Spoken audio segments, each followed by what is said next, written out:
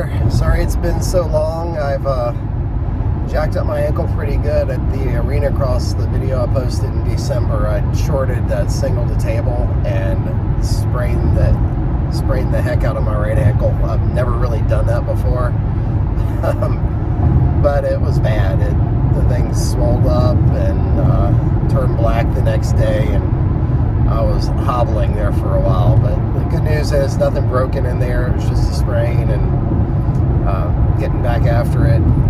Started being able to ride a Peloton last week, and today was my first ride back. Happy to report no problems there. At least definitely not when I'm riding. It felt fine. But I wanted to do a quick post because I made some changes to the 03 YZ125, and I think it's worth talking about if you're interested in that bike. So the stock forks were giving me kind of a fit because they were just really divey, and I'd rebuilt them, and I went back with the stock specs on the oil. The spring rate was good for my weight and speed. The stock rate, believe it or not, so not a problem there. And they still have the stock valving in them, but rather than go for a revalve, I just wanted to try the low budget alternative. I started asking people on Vital MX forum what they did, if anyone remembered what they did to a 2003 bike. But one guy still runs his, and he went drastically higher on the oil level. I think stock was like, this is off the top of my head, like 120 or 130, and the max you can go is 80 or 85 or something, and he had gone to 90, and I figured I'd give that a try because that was an easy thing to do, and sure enough, it made a world of difference. My issue with the bike is, so under hard braking, it feels like the front end just dives, and then you're down into further down in the stroke, and so it's harsher, and then it just feels like it's just a lot of it just feels jumbled up. I don't know of a better way to say it. You're on the brakes hard and it just feels jumbled up. So I went with the oil level and got my first ride on it today with a different oil level, and it's actually, I mean, they're not perfect by any means, but they're a lot better. So I'm really happy with that, and I'll probably just run with that for quite a while. I don't see a need at this point to even go get them revalved. I think they're, good enough for my skill level and what I'm doing with that bike.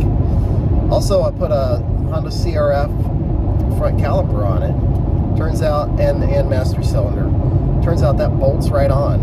You use the carrier that's on the stock Yamaha carrier because it bolts onto the fork a little bit different, but you just slide the caliper right on. I did use the stock, I kept the stock brake line because it's the one that has that weird routing that goes around the outside, and the Honda one wasn't really cooperating in terms of routing it because the fork guard wasn't made for it, so it wasn't going to be secure. So I just stuck with the Yamaha one, and then also the CRF front master cylinder, and those parts fit pretty much from any CR or CRF up to I think it was like maybe 08, so 02 to 08.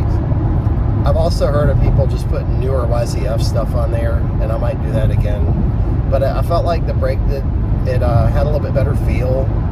It felt, at the lever, it felt a little spongy, but I do think it had a better feel overall.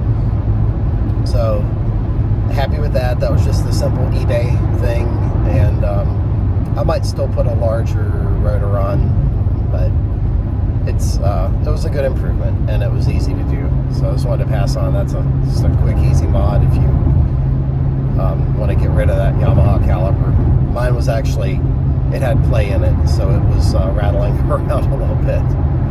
And then finally, the last bit of news for today is I've finally upgraded my GoPro game a little. I picked up a Hero 7, also on eBay. It's new, well, not new, but it had been used like one time. So I got a really good deal on that, and captured one session today on it, so I'm going to share that along with this little update, and hope you enjoy some laps around the Revolution MX Supercross track on the YZ125. Thanks for watching.